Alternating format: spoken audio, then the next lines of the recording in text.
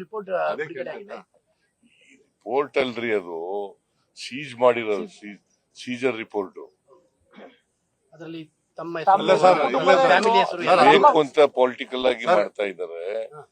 What is the evidence to show that there is a money laundering ಆಗಿದೆ ಅನ್ನೋದಕ್ಕೆ ಏನಿದೆ sir? ಅದಕ್ಕೆ ಪೂರಕವಾಗಿ ನೀವು ಮುಖ್ಯಮಂತ್ರಿಗಳು ಮತ್ತೆ ಅವರ ಏನು ನಿಮ್ಮ ಮನೆಯವರಿಗೆ ಇರ್ಬೋದು, ಇಲ್ಲ ಮಿನಿಸ್ಟರ್ಗೆ ಆಗಿರ್ಬೋದು, when the Lokayukta is investigating on one side, what was the need to serve the ಏನು ಅವ್ರಿಗೆ ನೋಟಿಸ್? ನೋಡಿದ್ದೀರಾ ಇದನ್ನ? ನಟೇಶ್ ಕೋರ್ಟ್ ಹೋಗಿದ್ದಾರೆ, ಹೈಕೋರ್ಟ್ ಹೋಗಿ ಅವ್ರಿಗೇನಂತ ಹೇಳಿದ್ದಾರೆ ಗೊತ್ತಿದೇನಪ್ಪ ನಿಮ್ಗೆ? ಅಬ್ಸರ್ವೇಷನ್ ಹೈಕೋರ್ಟ್ ನವ್ರು ಮಾಡಿರೋದು ನೋಡಿದ್ಯಾ? ಏನಂತ ಹೇಳಿದ್ದಾರೆ? ನಟೇಶ ಹೈಕೋರ್ಟ್ ಹೋಗಿದ್ದಾರೆ, ಪಿಟಿಷನ್ ಅಲೋ ಆಗಿದೆ, ಅವನಿಗೆ ಕರೆದಿದ್ದು ತಪ್ಪು ಅಂತ ಆಗಿದೆ, ಅದು ಮನಿ ಲಾಂಡ್ರಿಂಗ್ ಬರಲ್ಲ ಅಂತ ಆಗಿದೆ. ಯಾರು ಹೇಳಿರೋದು ಅದನ್ನ? ಮತ್ತೆ ಮನಿ ಲ್ಯಾಂಡ್ರಿಂಗ್ ಅನ್ನ ಈ ಪ್ರಕರಣದಲ್ಲಿ ಮಾಡಿದ್ದಾರೆ ಅನ್ನೋದು ಮೆನ್ಷನ್ ಮಾಡ್ತಾ ಇದ್ದಾರೆ. ನಟೇಶ ಹೈಕೋರ್ಟ್ಗೆ ಹೋಗಿ ಏನಂತ ಹೇಳಿದ್ದಾರೆ ಹೈಕೋರ್ಟ್ ಅವರು? ಯಾವ ಕೇಸ್ನಲ್ಲಿ ಹೇಳಿದ್ದಾರೆ? ಮತ್ತೆ ಅದು ಅಪ್ಲಿಕಬಲ್ ಅಲ್ವಾ? ಹೈಕೋರ್ಟ್ ನವ್ರು ಹೇಳಿರೋದು ಅಪ್ಲಿಕಬಲ್ ಅಲ್ವಾ for the entire case? Is it not applicable? Natesha commissioner ಆಗಿದ್ದು, ಅವನು ಕೋರ್ಟ್ಗೆ ಹೋಗಿದ್ದಾನೆ, ನನ್ನನ್ನ ಮನೆ ಸರ್ಚ್ ಮಾಡಿದ್ದು, ನೋಟಿಸ್ ಕೊಟ್ಟಿರ್ತಕ್ಕಂಥದ್ದು, ನನಗೆ ಕರೆದಿರ್ತಕ್ಕಂಥದ್ದು ಕಾನೂನು ಬಾಹಿರ ಅಂತ ಕರೆದಿದ್ದಾರೆ. ಮತ್ತೆ ಇದು ಮನಿ ಲಾಂಡ್ರಿಂಗ್ ಅಲ್ಲ ಅಂತ ಹೇಳಿದ್ದಾರೆ. ಅವ್ರು ಮನಿ ಲಾಂಡ್ರಿಂಗ್ ಅಲ್ಲ ಅಂತ ಹೇಳಿದ್ದಾರೆ, ಕರೆದು ತಪ್ಪು ಅಂತ ಹೇಳಿದ್ದಾರೆ. ಅಂದ್ಮೇಲೆ ಮೂಡಾದವರು ಅಲ್ಲ ಎಂತ ಇಡಿಯವರು ಮಾಡ್ತಾ ಇರ್ತಕ್ಕಂಥದ್ದು ಮನಿ ಲಾಂಡ್ರಿಂಗ್ ಅಲ್ಲ ಅಂತ ಹೈಕೋರ್ಟ್ನವರು ಬಹಳ ಸ್ಪಷ್ಟ.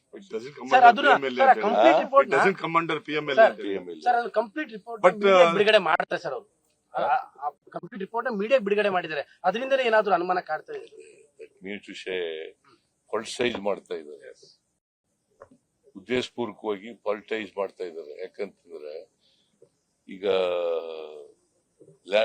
ಲೋಕಾಯುಕ್ತ ಪೊಲೀಸ್ನವರು ಎನ್ಕ್ವೈರಿ ಮಾಡಿದ್ದಾರೆ, ಗವರ್ನರ್ ಹತ್ರ ಹೋಗಿದ್ದಾರೆ. ಏನಂತ ಇವರು ಸ್ನೇಹಮಯಿ ಕೃಷ್ಣ ಕಂಪ್ಲೇಂಟ್ ಕೋರ್ಟ್ ಮಾಡಿ ಅಂತ ಯಾರ ಮುಂದೆ ಎನ್ಕ್ವೈರಿ ಮಾಡಿ ಅಂತ ಪ್ರಾಸಿಕ್ಯೂಷನ್ ಮಾಡಿ ಅಲ್ವಾ? ಲೋಕಾಯುಕ್ತ ಇಂಡಿಪೆಂಡೆಂಟ್ ಬಾಡಿ ಅಲ್ವಾ? ಅಲ್ಲ, ಈಗ ಅವರೇ ಮತ್ತೊಂದು ಅಪ್ಲಿಕೇಶನ್ ಹಾಕೊಂಡ್ಬಿಟ್ಟಿದಾರಲ್ಲ. ಅಲ್ಲ, 3 months ಇಡಿ ಮಾಡ್ತಾ ಇರೋ ಆಕ್ಟಿವಿಟೀಸ್ ನೋಡಿದ್ರೆ ಒಂದ್ ಕಡೆ ಸರ್ಕಾರ ಮತ್ತೆ ನಿಮ್ಮನ್ನ ಇಮೇಜ್ ಮತ್ತೆ ನಿಮ್ಮ ಮೊರಲ್ನ ಡೆಂಟ್ ಮಾಡೋದಕ್ಕೆ ಸತತವಾದ ಒಂದು ಪ್ರಯತ್ನ ನಡೀತಾ ಇದೆ. ಸೀರಿಯಸ್ ಆಗಿ ನಡೀತಾ ಇದೆ.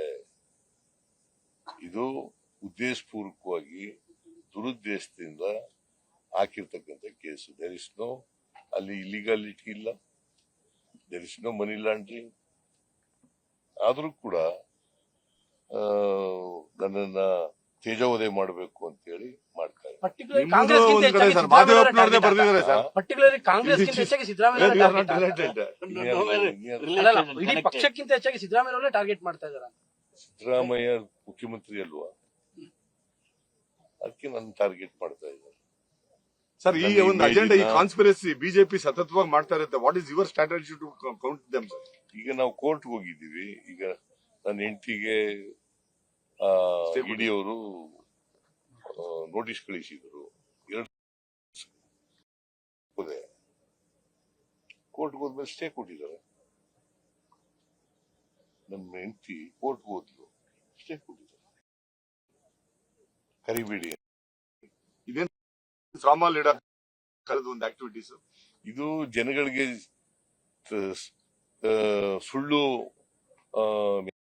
ಕೊಡ್ಬೇಕು. ಸಿದ್ದರಾಮಯ್ಯನವರು ಈಗ ನನ್ಗೇನು ಸಿಕ್ಲಿಲ್ವಲ್ಲ, ಅದಕ್ಕೆ ನನ್ನ ಟಾರ್ಗೆಟ್ ಮಾಡಿ ನನ್ನ ಇಮೇಜ್ ಅನ್ನ ಮಾಡ್ಬೇಕು ಅವ್ರ ಉದ್ದೇಶ. ಬಟ್ ಅದರಲ್ಲಿ ಅವ್ರು ಸಫಲ ಆಗಲ್ಲ. ಸರ್, 5 years ಚೀಫ್ ಮಿನಿಸ್ಟರ್ ಅನ್ನೋ ಮಾತು ಮತ್ತೆ ಶುರುವಾಗಿದೆ. 5 ವರ್ಷನೂ ಅದನ್ನ ಯಾಕ್ರಿ ಕೇಳ್ತೀವಿ? ಸರಿ ಹೇಳಿದೀವಿ, ಅದನ್ನೇ ಕೇಳಿದ್ರೆ ಏನ್ ಪ್ರಯೋಜನ? ಯಾರು ಹೇಳಿರೋದ್ರಿ? ಸಿದ್ದರಾಮಯ್ಯ ಅವರು ಕೂಡ ನಿನ್ನೆ ಹೇಳ್ತಾ ಇದ್ರು ನಮ್ಮ ತಂದೆಯವರೇ ಇನ್ನು ಕಂಪ್ಲೀಟ್ ಮಾಡ್ತಾರೆ ಈ ಅವಧಿನ ಅಂತ. ನೋಡಪ್ಪ, ನಾನೇನ್ ಹೇಳಿದ್ದೀನಿ ಅದು ಮುಖ್ಯ ಅಲ್ವಾ. ಹೈಕಮಾಂಡ್ನವರು ಏನ್ ತೀರ್ಮಾನ ಮಾಡ್ತಾರೆ ಅದಕ್ಕೆ ನಾವು will go by the decision of the high command ಅಂತ ಹೇಳಿದ್ದೀನಿ. ಮತ್ತೆ ಮತ್ತೆ ಪದೇ ಕೇಳಿದ್ರೆ ಅಲ್ಲ ಮೊದಲೇ ತೀರ್ಮಾನ ಆಗ್ಬಿಟ್ಟಿದೆ ಅಂತ, ಮೊದಲೇ ಆಗಿದ್ದಾರೆ, ಇನ್ನು 5 ವರ್ಷ ಇವರೇ ಇರ್ತಾರೆ ಅಂತ. ಇಂತ ಮಾತುಗಳ ಮಧ್ಯನೂ ಕೂಡ ನಿನ್ನೆ ಸತೀಶ್ ಜಾರಕಿಹೊಳಿ ಮತ್ತೆ ಪರಮೇಶ್ವರ್ ಅವರು ಮತ್ತೆ ಮೀಟಿಂಗ್ ಮಾಡಿದ್ರೆ, ಒಂದ್ ಕಡೆ ಸೇರಿ ಮೀಟಿಂಗ್ ಮಾಡಿದ್ರೆ, ಮೀಟಿಂಗ್ ಮಾಡ್ಲೇ ಬರಲ್ಲ. ಯಾರು ಇಬ್ರು ಸೇರ್ಕೊಂಡು ನಾನು ಇವನು ಮಾತಾಡ್ಕೊಂಡ್ ಬಂದಿದೀವಿ ಈಗ 3 ಜನ.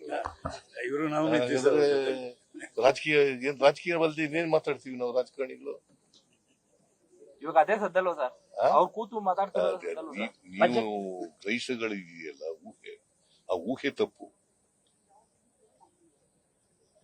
ಊಹೆಗಳಿದ್ದಾವಲ್ಲ, ನಾವೇನೋ ಮಾತಾಡಿರ್ತೀವಿ, ಸತ್ಯ ಇರೋದಿಲ್ಲ ಅದರಲ್ಲಿ.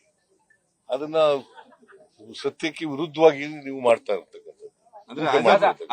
ಯಾವ್ದು ಕನ್ಫ್ಯೂಷನ್ ಇಲ್ಲ ಅಂತ ಕನ್ಫ್ಯೂಷನ್ ಇಲ್ಲ ಅಂತ ಸರ್. ಊಹೆ ಮಾಧ್ಯಮ ಇದೆಯಲ್ಲ ಅದು ಸರ್ ಊಹೆ ಇಲ್ಲ ಸರ್, ಈಗ ಕನ್ಫ್ಯೂಷನ್ ಇಲ್ಲ ಅಂತ ಸರ್. ಈಗ ಪದೇ ಮೀಟಿಂಗ್ ಗಳು ಆಗ್ತಾ ಇದೆ.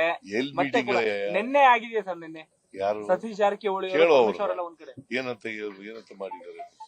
ನನ್ನ ಪ್ರಕಾರ ಮೀಟಿಂಗ್ ಮಾಡಿದ್ರೆ, ಊಟ ಮಾಡಿದ್ರೆ ಅದು politics. It is not against the interest of the party. Sir